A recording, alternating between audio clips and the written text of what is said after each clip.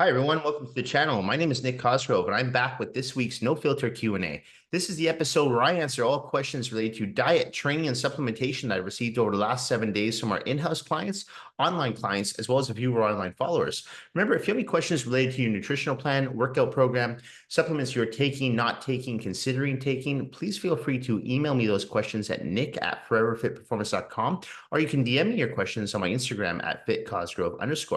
All right, let's get started with this week's No Filter Q&A with question number 1. Nick, I don't enjoy working out. I honestly find the gym to be boring and dread going. What would you recommend I do instead so that I can still build muscle and keep my weight low?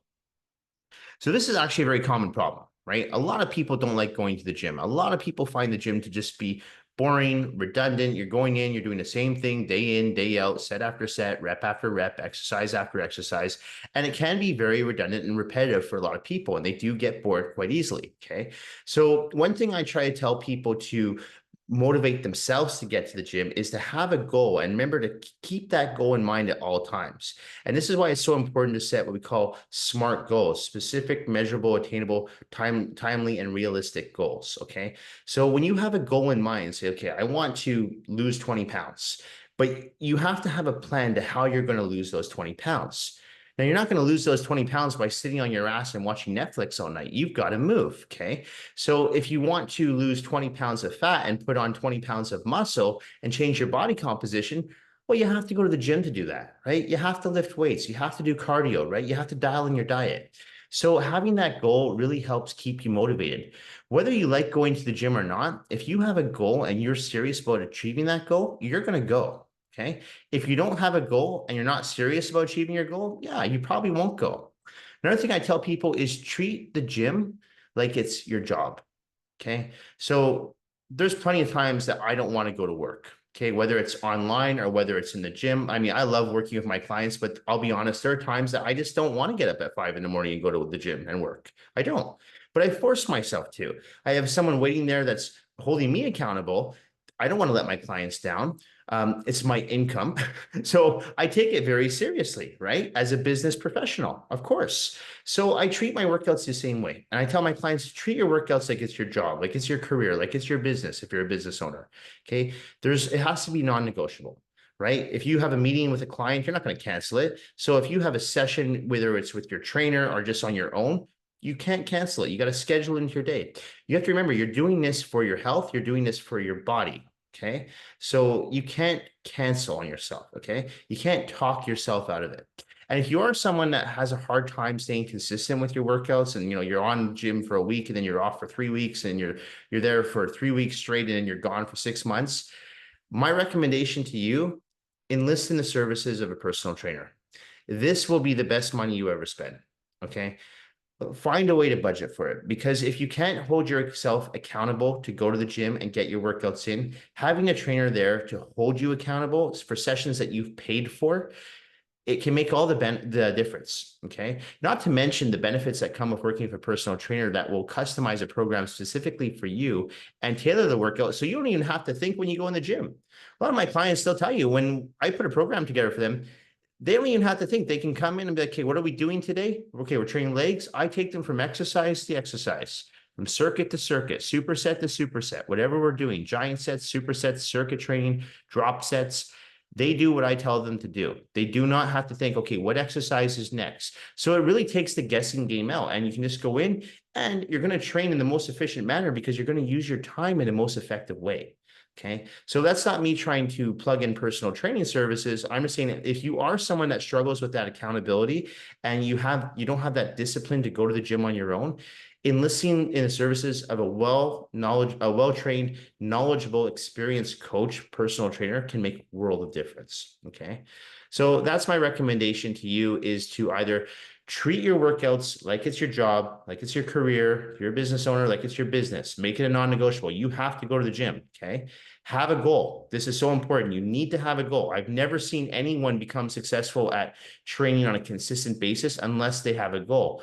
Your goal could just be like my goal, is to try to maintain and sustain a decent looking physique at my age.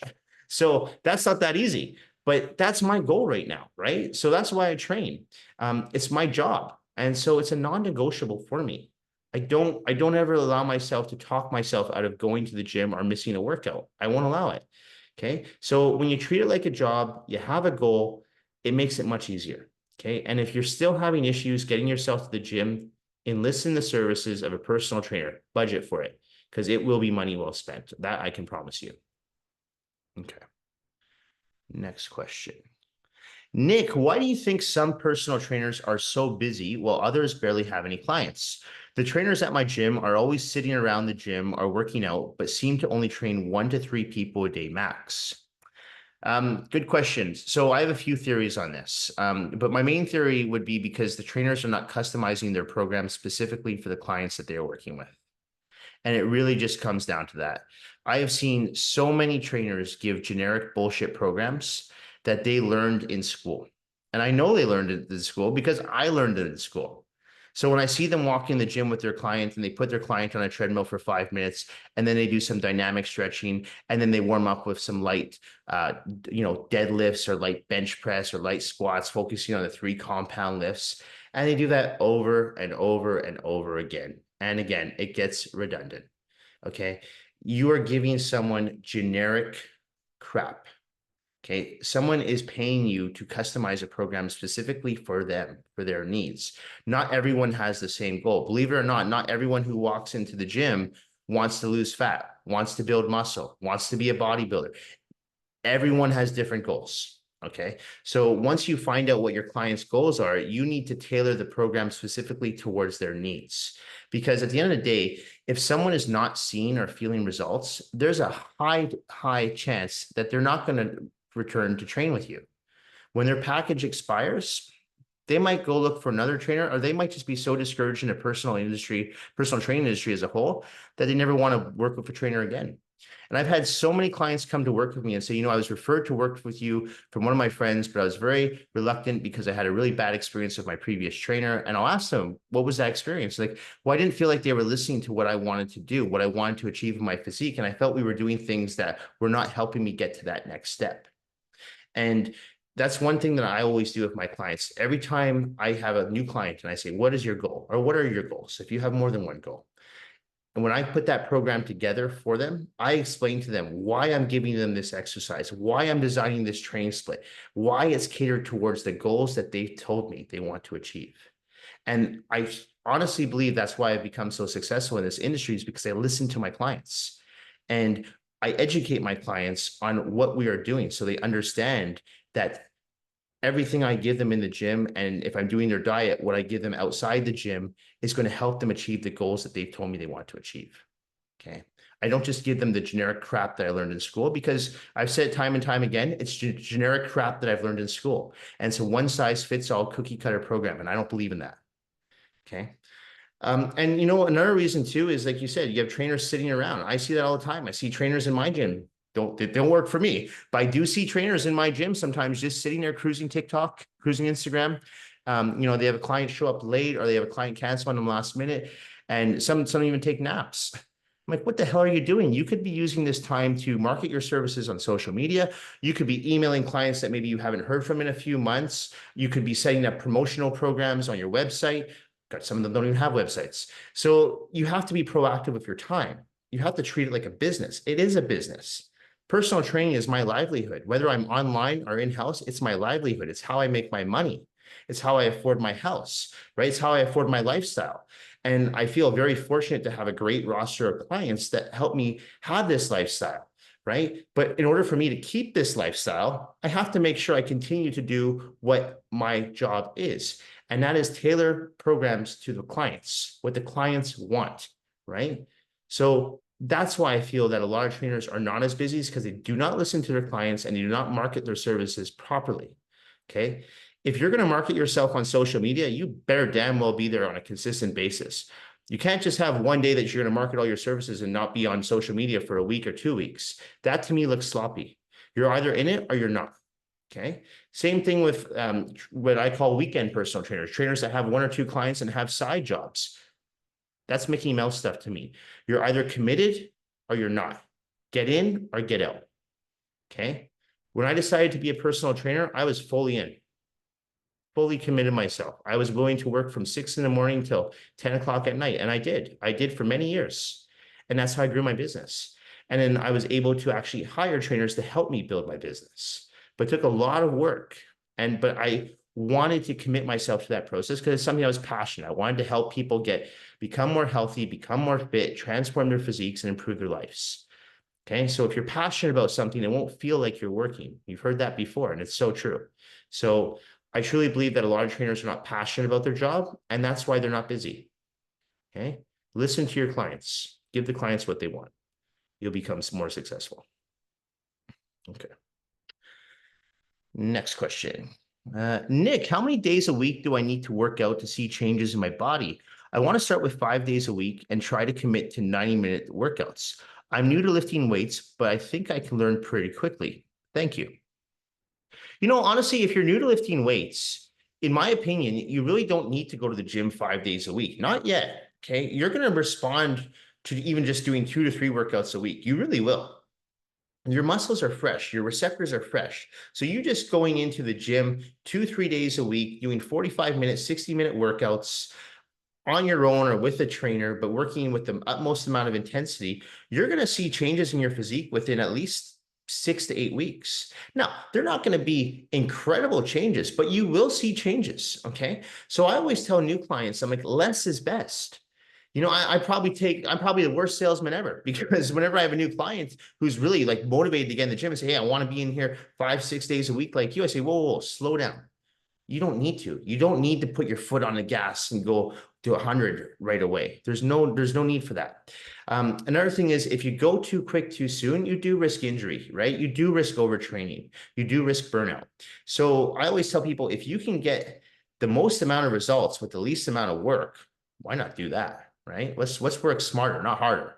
So whenever I have a new client that comes to work with a company, I say to them, I'm like, realistically, how many days do you want to work out? And a lot of people do say, hey, I want to work out 5-6 days a week, whatever gets me the results faster. And I always recommend them, like, I'm not going to stop you. If you want to work 5-6 days a week, we'll do it.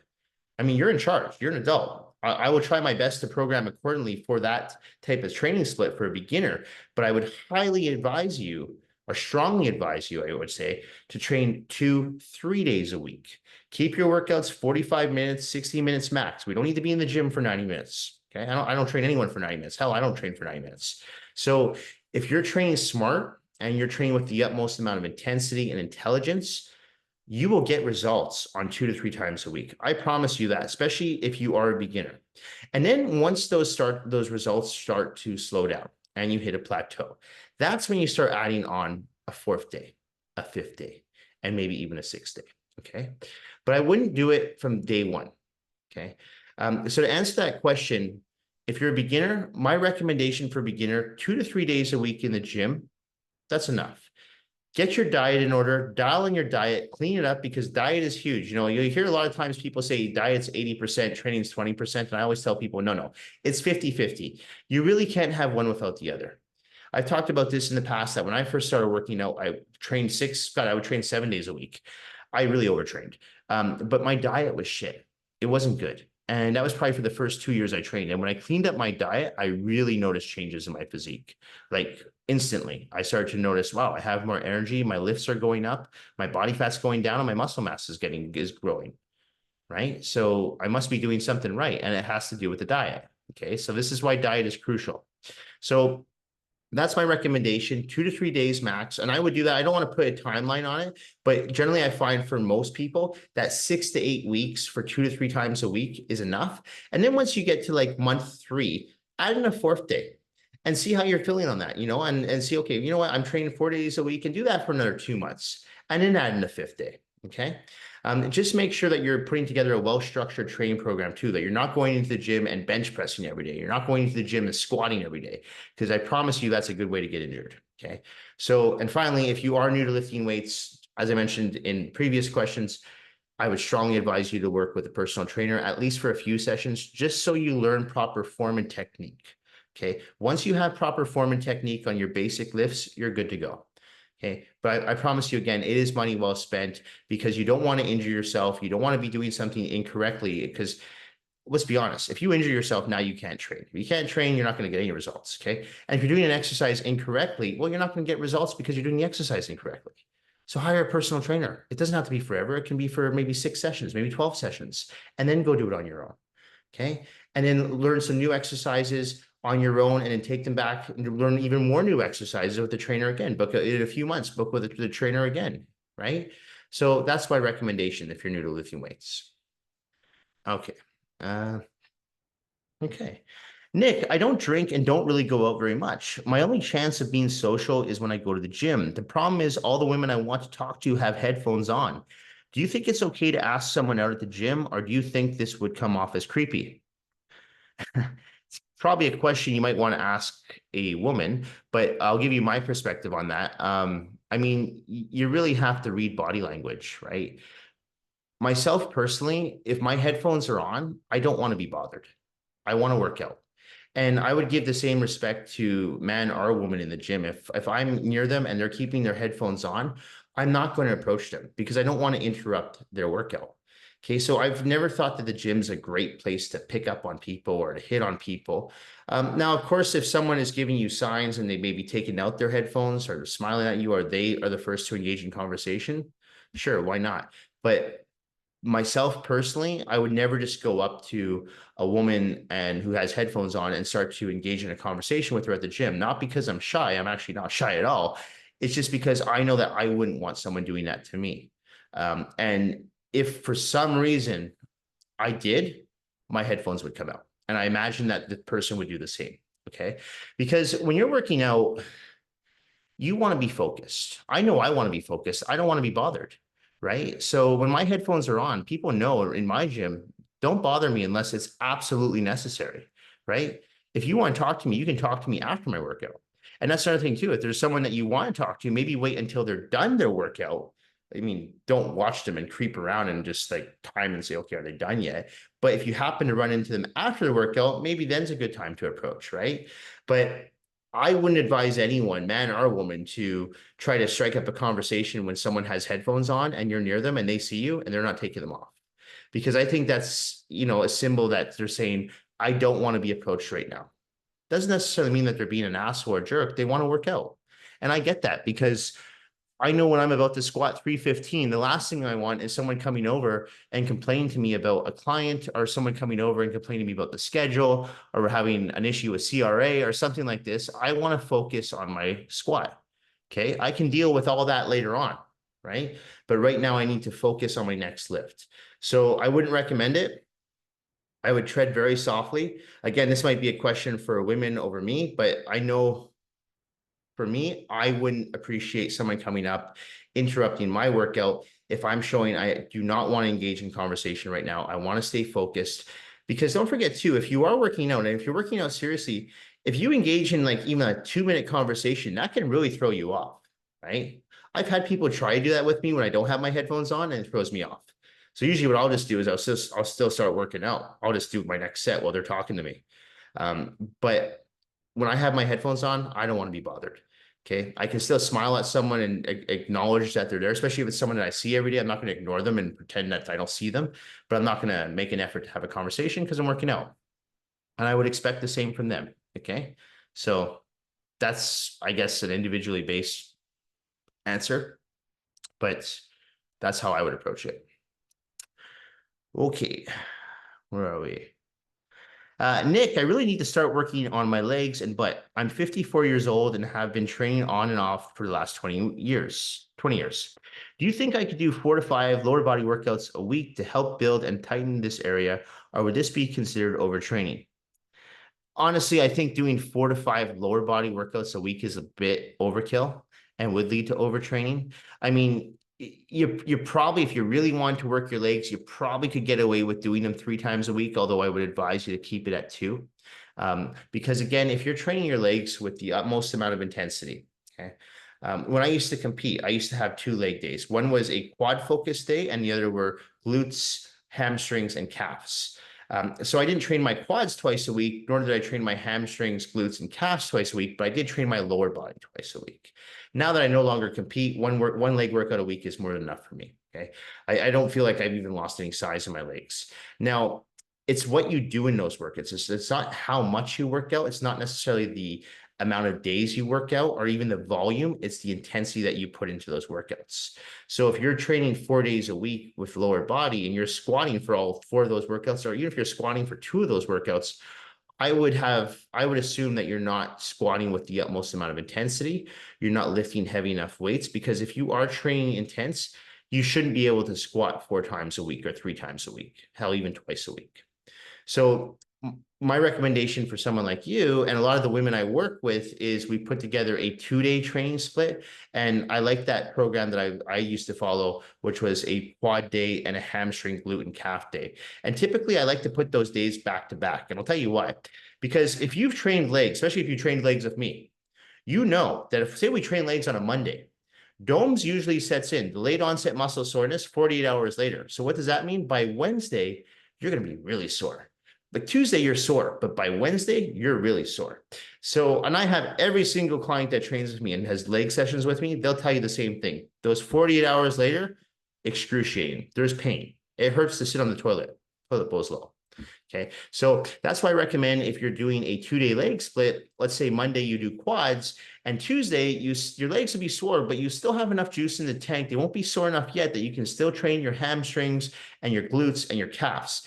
And then you don't have to train those legs again, any lower body stuff, for 5 days. So you get 5 days to recover. So that's how I usually put together a 2-day training split for lower body. And as I said, you could get away with 3, but I wouldn't recommend it.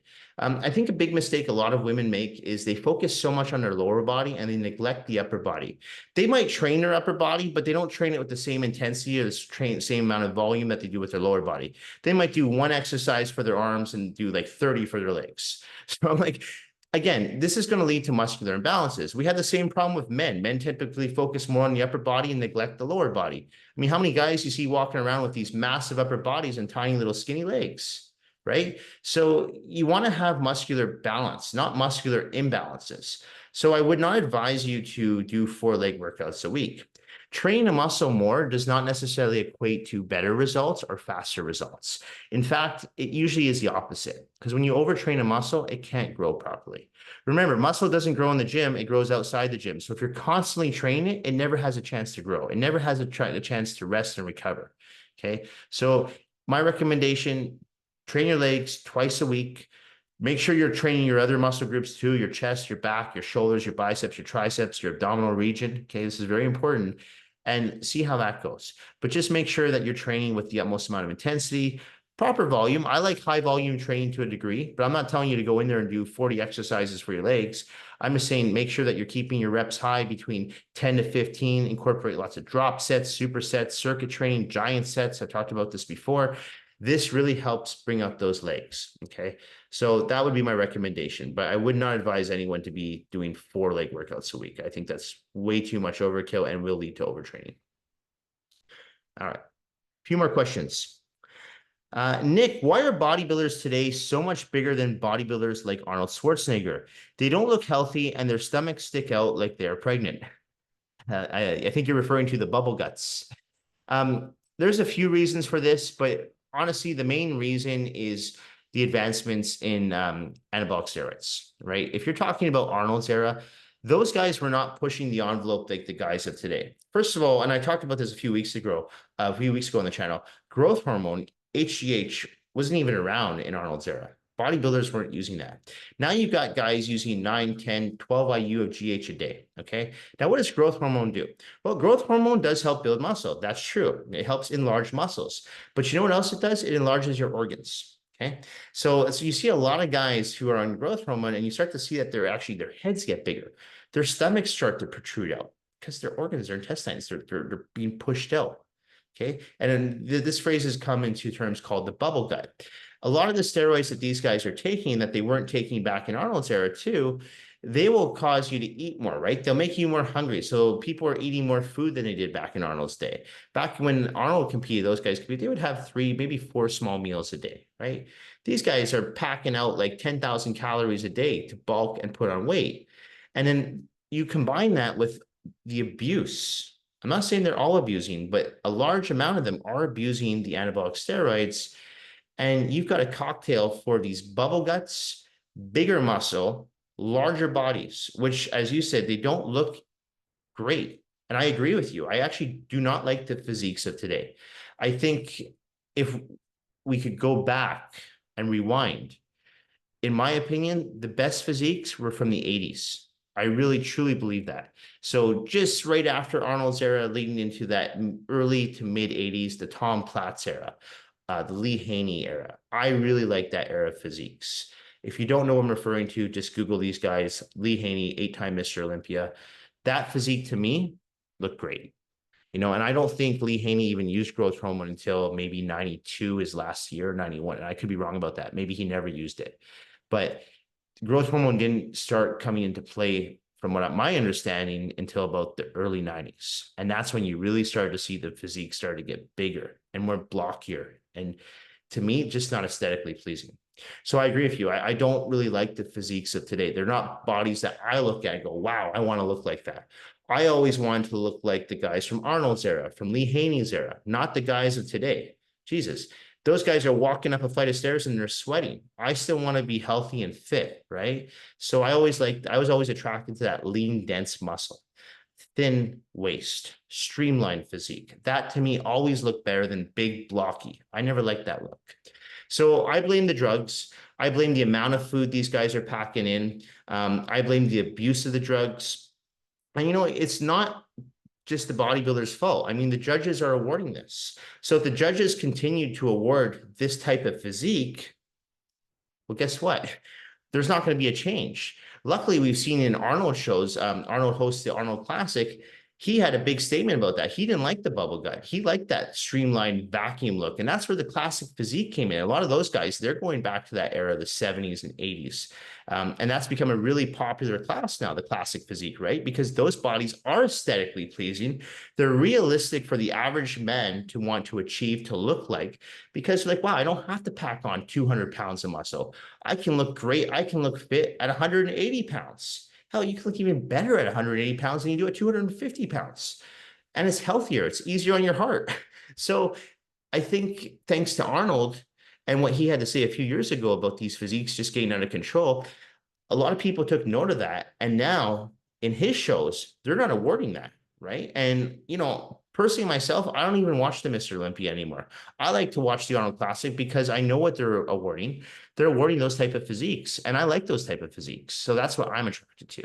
So I think it's going to take some time, but when the judges stop awarding big blocky physiques and, people have these protruding guts, which are not aesthetically pleasing either, but they're still being rewarded for it, until they actually start getting deducted points for it, we're not going to see a change. And like I said, thanks to Arnold and his show, we are seeing a change at his shows. Will the Olympia take note?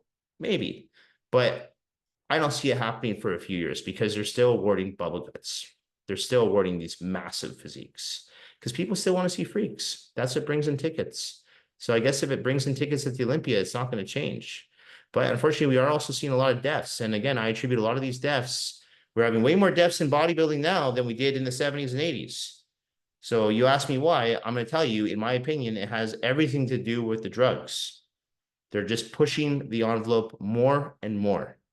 And that's why we're seeing so many deaths from guys in their late 20s, early 30s. Whereas you got guys like Arnold still walking around almost 80 years old. Tell me why that's happening. Anyway. All right, next question. Okay, we got 2 more questions. Nick, I really struggle with my eating habits. I think I have an addiction to sugar, as whenever I go without it for a period of time, I become tired and irritated. I'm easily 60 to 70 pounds overweight and hate the way I look. My colleague tells me Ozempic has made it much easier for her to lose weight and that she's never hungry since she's been on it. I'm not a diabetic, so I don't think I can get it prescribed to me, but my boyfriend says he can get it for me from a guy at his gym. Do you know anyone that has had success with losing weight on Ozempic? And if so, did they have any bad side effects? Okay, so I haven't had a question on Ozempic in a while. When Ozempic first hit the mainstream media, I want to get this out there. Ozempic's actually been around for a long time, but it didn't hit mainstream media until there were rumors that Kim Kardashian was using it. And then you had all these other actors and actresses and pop artists using it. I can't comment on whether they were using it or whether they weren't. Okay, that's none of my business. There were rumors that they were using it. I know some have admitted to using it. Now, yes, it is a great weight loss drug. Absolutely. Does it work? Absolutely. It does help suppress your appetite. It's excellent. It's an excellent drug for type 2 diabetics. But you're right. If you're not type 2 diabetic or you're not morbidly obese, the chances of a doctor prescribing it to you are slim to none. Okay. There are side effects that come with Ozempic, just like any prescription-based drug. Okay. I do know people who are on Ozempic. I know people that should not be on Ozempic because, like your boyfriend they're getting it from the guy at the gym, which you should never do. And I know people that actually do need to be on Ozempic. I have 2 clients who are type 2 diabetics and they're on Ozempic. And Ozempic has worked really well for them, but they're being monitored by their doctors. They're taking the prescribed dosages, right? And another reason why some people might be prescribed Ozempic is because, as I mentioned, they could be morbidly obese. So it does help with that as well for people who are morbidly obese, because Ozempic doesn't put too much pressure on the heart. Okay. But there are other ramifications and other side effects that are attributed to this drug. Okay. Without going there, though, because I have talked about that on numerous videos and numerous posts, so I'm not going to go into Ozempic again tonight with that. I would not recommend anyone, and I mean anyone, take a drug that they do not need. Okay. First of all, if you're having problems with your eating habits, that's something that you need to fix yourself. Okay. Now, whether that is something that's psychological or it's something that you fell into routine and you can't get out of, you need to bring yourself back to reality and you need to put in the work. I know it's hard. I know it's not easy, but it can be done because people were losing 50 to 60 pounds for decades before Ozempic came around. Okay. Taking a pill is a shortcut, and taking a pill that you don't need is very dangerous. Taking a pill like Ozempic to lose 50 to 60 pounds, what will happen when you come off that drug? You're going to stay on Ozempic forever? So this is a problem I have with a lot of people who take these quick fixes, is because they don't have an exit strategy. It's the same people that go on these crazy diets like keto, for example, and they go on for 16 weeks and they lose 50, 60 pounds. And as soon as they come off keto, all the weight comes back on again. So unless you have an exit strategy, I would definitely not recommend going on a drug like Ozempic. Most people who are on Ozempic for life. It's not something they just casually go on and then come off. You're on it for life. It's a lifetime commitment. It's the same thing I tell my guys who are on TRT, testosterone replacement therapy. Once you've made that commitment, you're on it for life. You don't come off it. You're on it. You're deciding, okay, I'm going to be on this drug for the rest of my life. And, for a lot of people, that's fine. But a lot of those people need those drugs. If you don't need those drugs, why the hell would you go through the hassle of, especially if you're getting it from a guy at the gym, what happens if that guy just moves? Where are you going to get it from now? Because your body needs it. So it's not a good plan. It's not a good strategy. I always tell people, do things in the most natural way possible. Okay. You can do it. Right? Whether it means that you have to work with a coach, work with a trainer, work with a dietitian, a nutritionist, someone that can help you, but it can be done, right? You just have to be willing to put in the time and effort on your own and not rely on these shortcuts or these short-term fixes, because I promise you, that's all they are. They're shortcuts. They're short-term fixes. I've seen so many people. I talked about this a few weeks ago, guys I competed with in the past who were abusing anabolic steroids, abusing fat burners. They relied on steroids to train. They relied on fat burners to get ready for shows. And what's funny is these guys I used to train with, not a single one of them. And I looked at a photo was posted of me a few weeks ago. I put on my Instagram. I think it was from 2010. Not a single person in that lineup, because I actually still in contact with all those guys. They don't even go to the gym anymore, right? I mean, so I'm not saying all of them relied on the drugs and relied on the fat burners, but if you're not in it for the long term and you don't have a long-term strategy and you don't have an exit strategy, it's a terrible idea you go on these short-term fixes, because again, that's all they are. And unfortunately, when you come off a drug like Ozempic and now your appetite starts to increase again, what will you do? Because you haven't learned how to eat cleanly. You haven't really done anything. Ozempic's not going to make you train harder. So you haven't done anything to change up your training mindset. So it's a drug that's going to get you results short term, but it's not results that you're going to keep, and you're actually risking your health, right? You're risking potential damage on your body.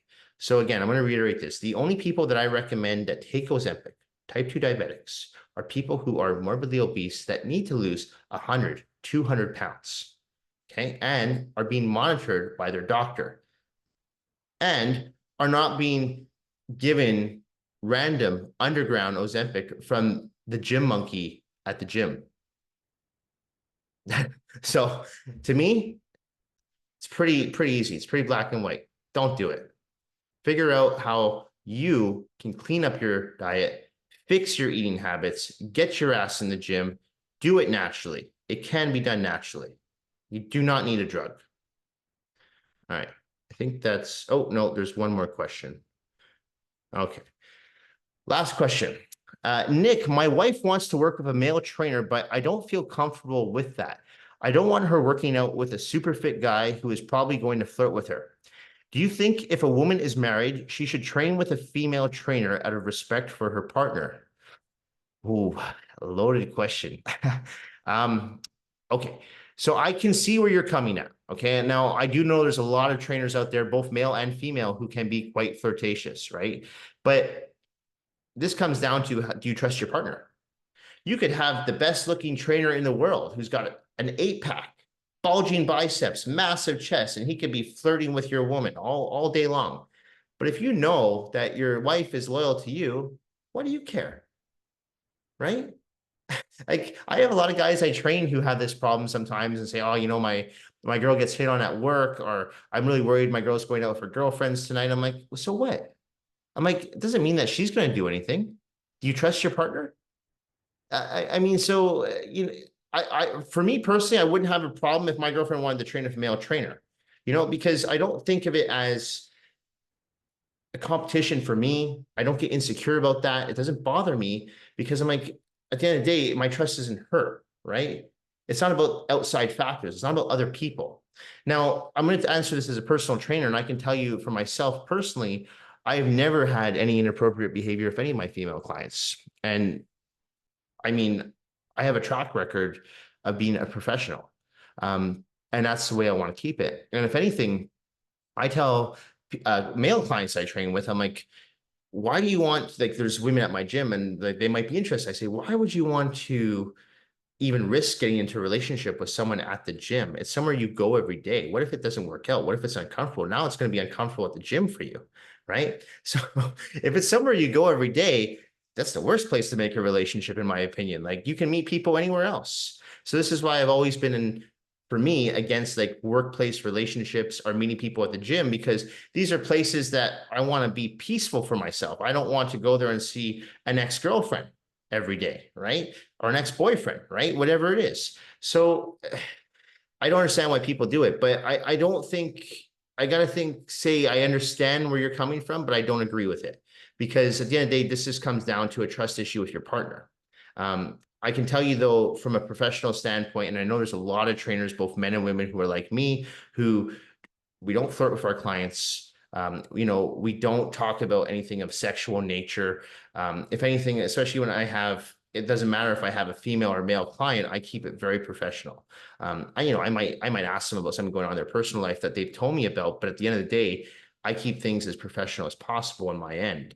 And I've never had a female client hit on me. Well, I'm not the best looking guy, but that's never happened. And I don't hit on female clients. So I can't speak for all male trainers. But at the end of the day, this comes down to a trust issue with your partner. And so for me, I have trust in my partner. So I could have a lineup of guys hitting on her. There probably is a lineup of guys hitting on her, but I have trust in her. Okay, so you have to have a little trust in your wife. And if she wants to work with a male trainer and she has a reason for that, you know what? I would say, okay, that's your reason, go with it. I don't think it's disrespectful for her to train a female partner. What are you going to do if she goes to a restaurant? You're going to say, I don't want you to be served by a male server? Come on, right? It gets a little ridiculous. So trust your partner. If you don't trust your partner, that's a bigger issue. In my opinion, that's a bigger issue. Okay, so you might not like it, but I don't think it's her being disrespectful. She has her reasons for why she wants to train a female trainer, just like a lot of people want to train with a female trainer. I have people that reach out to us and they don't want to work with me. They want to work with a female trainer. So I'll set them up with a female trainer. I don't take it as an insult. I'm like, sure, you want to work with a female trainer? That's fine. I have some people that don't care, male or female. And I have some people that just want to work with a male trainer. So whatever her reason is, you should respect it and trust her. That's my opinion on that. Anyway, that's it for this week's No Filter Q&A. This episode will be going up on Monday, August the 19th. As a reminder, if you do have any questions related to your nutritional plan, workout program, supplements you are currently taking, not taking, considering taking, please feel free to email me those questions at nick@foreverfitperformance.com, or you can DM me your questions on my Instagram at @fitcosgrove_. Thank you all for watching. Thank you for supporting my YouTube channel, my in-house personal training business, my online personal training business. I truly do appreciate all the support I continue to receive. Thank you all and have a great week. Bye for now.